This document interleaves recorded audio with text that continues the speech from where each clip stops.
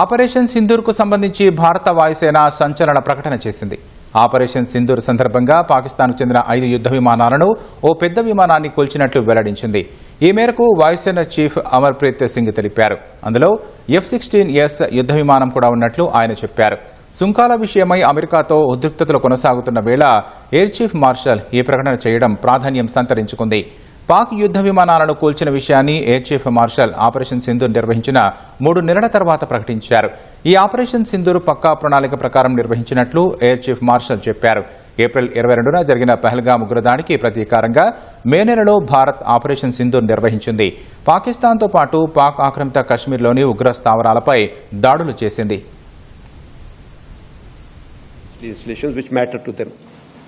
So since we already had our plans ready, this point was debated, and both the CNCs involved, the air headquarters people and the other services, we had taken a call that since they are mostly attacking us by Air Force assets and my Air Force bases are under threat, we should respond without waiting, in case this continues tonight also.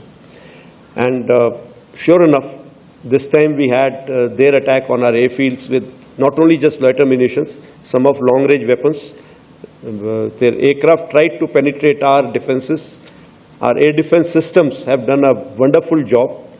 The S-400 system, which we had recently bought, has been a game changer. The range of that system has really kept their aircraft away from their weapons like those long-range glide bombs that they have. They have not been able to use any one of those because they have not been able to penetrate this system.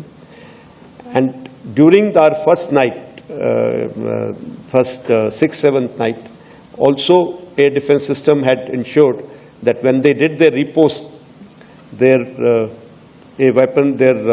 fighter aircraft was threatened. That time they had come with some of those long-range weapons which they were able to penetrate into our defenses in Balakot time. If you remember, some of the army, some of the bombs had fallen very close to army area. But this time, since we were ready to use our long-range weapons of surface-to-air guided weapons, they were deterred. I think initially we found the build-up taking place, very massive build-up taking place.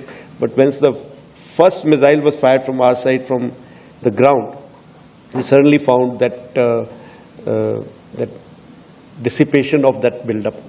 Also, we have some kills that we have got from our SAGW systems, because every time you fire a weapon on a track, you do get a feedback as to whether it is to be treated as a kill or not, because till when is that blip remaining and where is your missile going. So that I will talk about a little later.